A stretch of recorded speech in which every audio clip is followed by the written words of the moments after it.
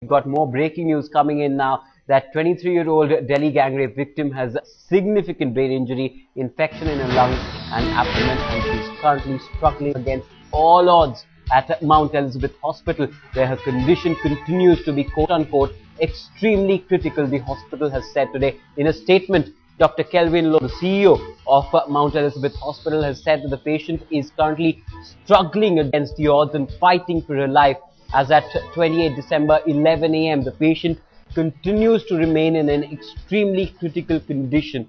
That's the word, that's the latest that we're getting from the Mount Elizabeth Hospital in Singapore, where the 23-year-old Delhi gang rape victim has been admitted. She was airlifted from Delhi in an air ambulance and taken to Singapore, where she has been admitted. She's been in the ICU for 2 days there in Singapore, in Mount Elizabeth Hospital, and that's the latest that we're getting from Singapore. Dr. Kelvin Loh, the CEO of Mount Elizabeth Hospital, coming and issuing that statement that she continues to be in an extremely critical condition.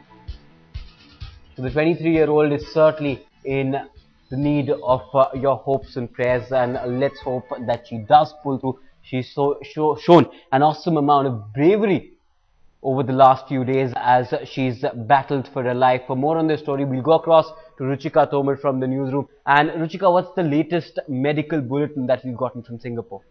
Well, it appears that her condition has taken a turn for the worse, as is being reported now from the Singapore hospital. The CEO issuing that statement where he mentioned that there is some brain damage too, brain injury as well, that has been reported. And according to medical experts, that appears to be because of the cardiac condition that she seemed to have developed just a day before she was airlifted to Singapore. Remember, there were anxious moments in the hospital a night before the patient was actually moved out to Singapore, as she developed a cardiac condition, and it now appears that she has damage to her brain as well, apart from injuries in her abdomen and lung infection. So it appears her condition is still very precarious, as we've been reporting. The Singapore hospital, of course, tight-lipped about the exact condition. They are not going to issue a medical bulletin from time to time, what we've been used to getting here in Delhi at Delhi Safdarjung Hospital, but they're right now explaining that her condition is still very, very critical.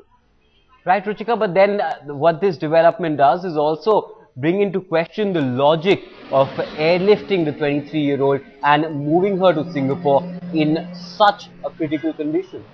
Absolutely. Well, that's something that is being questioned now, considering there are reports doing the rounds that how the decision to airlift her was actually taken by the government of India and not by the doctors who were attending to her.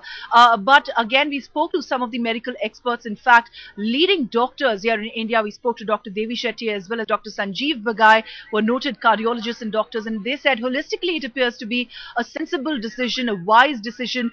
This was, of course, a desperate situation, considering the government has been the girl has been battling the odds for almost 2 weeks now. They had to take a daring decision, and that's exactly what the government did. Her condition, of course, remains critical, but the government decided to airlift the victim, to airlift this girl to Singapore and make her go through, take her to the best facility available and provide her with the best treatment that they could, considering the grievous nature of her injuries and the trauma time it will take to recover. Right.